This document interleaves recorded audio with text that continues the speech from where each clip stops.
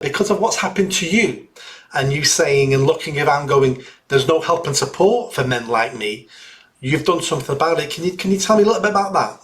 Yes, of course, Nick. At the time when I discovered I was a victim of paternity fraud, there was no sort of, how do I put it, one place I could go to.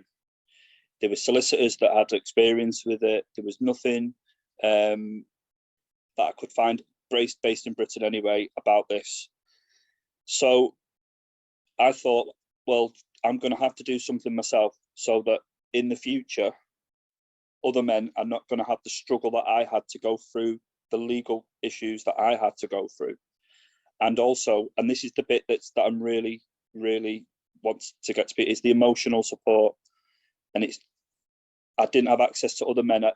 People have said, oh, they knew someone who this has happened to, but I wanted one place to go for any man in Britain to be able to go to one place and get the help, and that's what I've done. So what the website I've set up is www.paternityfraud.uk, and if any man, or actually as well, I even put on the website anybody affected by it. So that could be family members as well. If you're a grandmother or a grandfather or a brother who's been told a child is, and you found out later as well, it is open. Yeah, because you're right. It affects grandparents. You think that child is your grandchild, and all of a sudden you find out that the biological mother goes, "No, it's not," and I'm going away, and it's not related to your son. So therefore, you have no access as well. It can destroy families. This is what it does. This one lie can destroy so many lives. And this is where I thought, well, I've got to do something here now. What we've been through, I thought I've got to be there for other men. So what people do is they can contact me through the website. Another victim of paternity fraud, he runs a Facebook. I don't like Facebook, so he does be on Facebook, or they can come through on Twitter. So they're the three ways to come through to me. Then when any men, so far actually, it has been men that have rung me who are victims of I've just found out. Some could be historical, but it tends to be men that's recently found out. We have a very, very lengthy chat about what's gone on, and I hear men in various states of distress, from anger, sadness, grieving. And by the end of that phone call, we look at an action plan to move things forward for that man. So what we do is we've set up a WhatsApp group for men to join, where they can speak to other men in one place, where we all help each other. We could be feeling good, bad. There's a few jokes going there. It's a real good form of therapy for men. I also have, if a legal issue needs addressing, say they want to have the name removed off the birth certificate, or they want to look at a child arrangement order or something, I have a lady who helped me, and I can name this lady. Her name's Claire Hobson. She's absolutely amazing, and she's a paralegal trained in the family court. She's legally qualified as well, but she's not a solicitor. But she can help any man through that process. She's based in Manchester as well. She's absolutely amazing. So any issues that come through, I can say, right, okay, if you need that help, I've got Claire who can help you. Sometimes men have their own, they know people, or sometimes they don't need any legal advice, but that's there for men as well. Claire's got extensive experience with paternity fraud. Well, she has now after meeting me, and also we can also, if a man is developing some mental health issues, if it's depression, if it's thinking about suicide, which I have talked to men who are suicidal, that we can get them signposted to another counsellor who has experience with paternity fraud. So it is a place where if you're a victim of paternity fraud, whether you're the wrong father or anybody, if you're a member of the family, and you're affected by it, you can talk to us, and we can help you through it. And this is what I want to do now, is to help other men and other victims through this. Have you thought about setting yourself up as a charity? Yes, we have. Two other gentlemen that that are victims of paternity fraud as well. They've agreed to become trustees, so I will be. We've got the three. We've been speaking to a sort of charity sort of expert person. I didn't know what I was doing, so I've been in contact with them. He's advised us of what structure of charity to go. So we're meeting next week, me and the other two gentlemen. We're going to be trustees. We're going to go for it, and we're going to look to raise funds to get, maybe some better equipment to help us. Maybe even, this is something that I'm really keen on, is that some men might not be able to afford help to legally address what's happened to them. And if I was in a position, some men could be on universal credit, so the court fees are free, but they still need help. So we could be, hopefully, with enough funding in the future, if there is a man out there that comes along and he is on universal credit and he needs help, we could look at helping funding some legal representation for them as well. That's what we want to do. Yeah, like I said, I've set a charity up and I've helped other people set charities up. So if you need any help or advice, contact me outside of this, this chat today. I can help, especially around funding. If you want to know which funding bodies you can approach, if you want advice about how to write your funding bid, if you want advice on how you can do fundraising so you can get the money and spend it how you want, I'm a wealth of knowledge. I can help you all that free of charge, as much as you want, whenever you want. I'm on board for this. So so hopefully the guy who's helping you with the charity structure, hopefully he's doing it for free. But if you're being charged for stuff, come speak to me, because I know most of it myself. Won't cost you anything, and lots of things that I don't know, I know people who can help us for free. Thank you so much, and God bless you, Nick. I'll definitely be contacting you. Yeah, I know it's like trying to set a charity up. For the first year trying to do it, it was like reading gobbledygook. I couldn't understand what they were talking about. The Charity Commission's not very helpful anyway. I didn't understand the documents I was reading, but then, a decade down the line, I understand it all now, but I didn't understand it 10 years ago when I was trying to set a charity up. It's really, really complicated. But I think charity is the way for you to go. It'll open so much funding for you. There's things you need to make sure you don't do at the beginning that will have an impact on you later on down the line, which I can talk to you about. But absolutely, charity is the way you need to go. Thank you. Definitely speak to you about that. I would appreciate that. Yeah. So I think it's great that there's a help group now that men across the UK, if they're suffering and got the same bad news you got 2 years ago, have got. I mean, let's be honest. You're not solving all these men's problems, but you're a one-stop shop now to put them on the right path, so they don't feel alone, so they don't feel overwhelmed, so they don't feel that no one cares. And if that's all you achieve with your group, do you know what? That's massive. It's massive. There's one thing I'd like to just mention on this, if that's okay. One of the gentlemen that I'm helping at the moment, he fell victim to paternity fraud through a fake DNA test. Wow. And I need people to be aware of this phenomenon. I couldn't believe it when he spoke to me. And I went on Google and there they are. He was tricked into believing a child was his via a fake DNA test. The lady. Well, to be fair, you can buy fake COVID tests that prove you've not got COVID. So, I mean, if there's money to be made in it, somebody will do something illegal to make money at it. Yeah, he was tricked into it, and I'd just like to say to him, be aware of this.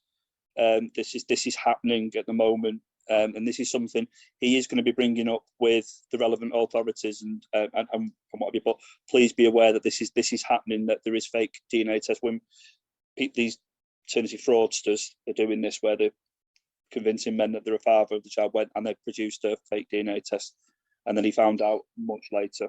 So, what would your advice be? So, if you're a man in your situation that you were 2.5 years ago, and you have doubts of the paternity of your child, what would your advice be?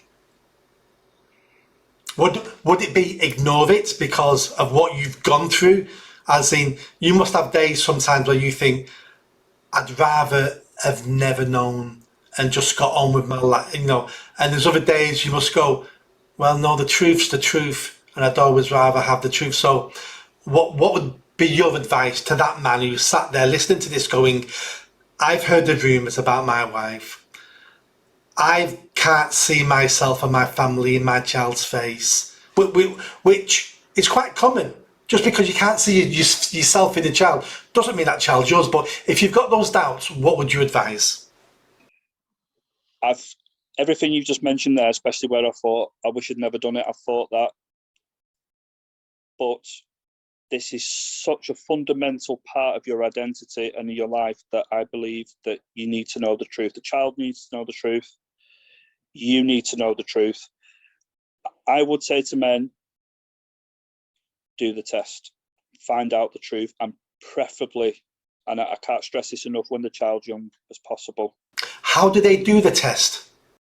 So what will happen is you'll get two swabs, two pieces of card. But where does the test come from? Are these men? Oh, okay, sorry, yes. There is, top of my head, there's 6 approved DNA test companies in Britain, which the government, that they're happy with their standards. Okay, so I used a company called Alpha Biolabs for mine. They're well known. So there is, if you look on the internet, there is approved ones. Okay, that the government can do. I just use Alpha Biolabs.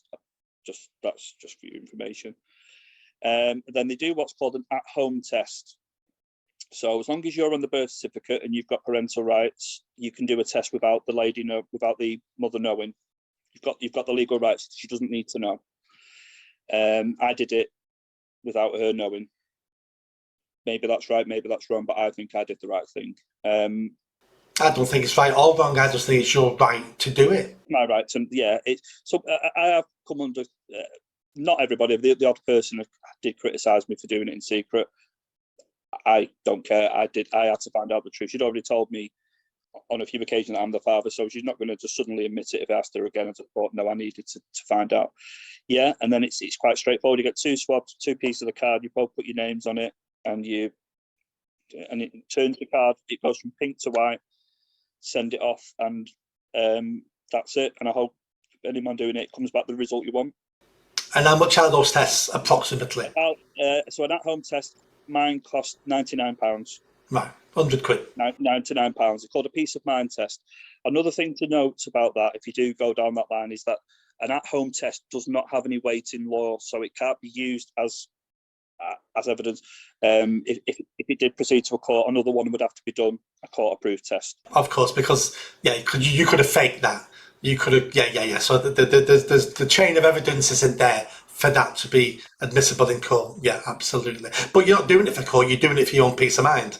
That was it. Yeah, I did it for my own peace of mind, thinking, oh, it's all in my mind. It's definitely mine. And yeah, this is just no, and it went the wrong way. You're thinking, I'm doing this because I'm an idiot. Let's get this over and done with, and I can get on with the rest of my life, because let's just get, 10, 12, 20 years ago, you couldn't have done this. There was no such thing as DNA testing. So this is only a modern thing. So why wouldn't you do it? Exactly. In the past, the only way you could sort of disprove paternity was by blood group analysis. Yeah, and even that wasn't 100% accurate. No, not at all. In the past, but now we do have. We're fortunate enough to have DNA testing, and I would say to people, I know how painful it is, but the truth is best with this type of thing. It's not, you can't ignore it. I would recommend it, and if you are going to DNA test, certainly the younger the child is, the better. Definitely. Yeah, it has to be. Yeah. The younger the better, because it's obviously some of the men that I've been helping, and they found out from varying ages, from 6 months the child was, up to some men I spoke to, they were adults when the children, when they all found out.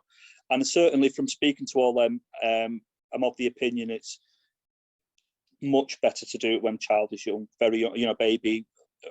Definitely. Well, it's better for the child, and let's not forget in this discussion, the child This isn't just about men being wronged, which they are, which I'm upset about, but I put the welfare over the children higher than the men. I always do that. So let's not forget about the welfare of the children. So the younger we do it, the better for the children. Of course it is. Absolutely. The child is, as well as the wrong man, is innocent too. Yes, they're the victim. The impact of this can affect them very badly, very, very badly. The impact, and I'm so of the opinion of having to speak to all these men from varying ages when they found out that actually, as a baby, as young as possible, is the best time to do it. Definitely. No, absolutely, and yeah, that makes perfect sense. That was not only was that a fantastic conversation, mate. I can't remember last time I had a conversation that meant so much to me, that was so emotional, was so distressing. We're talking about something that no one ever talks about, that most people.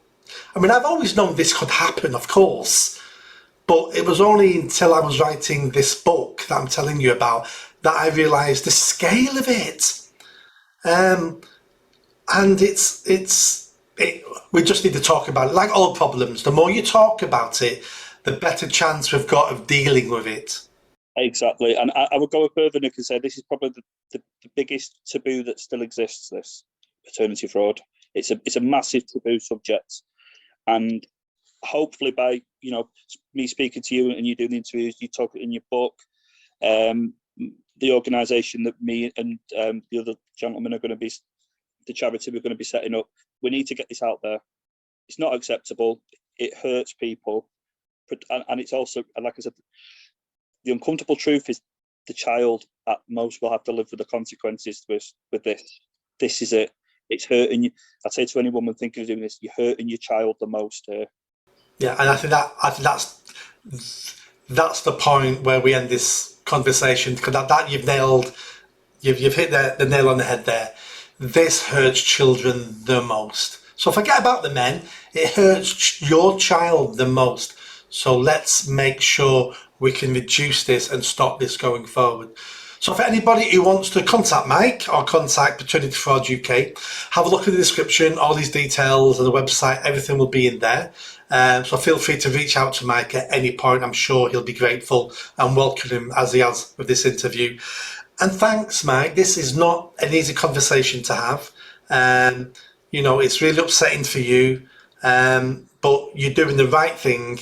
And the more we talk about it, the better. So thank you very much for coming on this podcast. And I hope to speak to you again soon.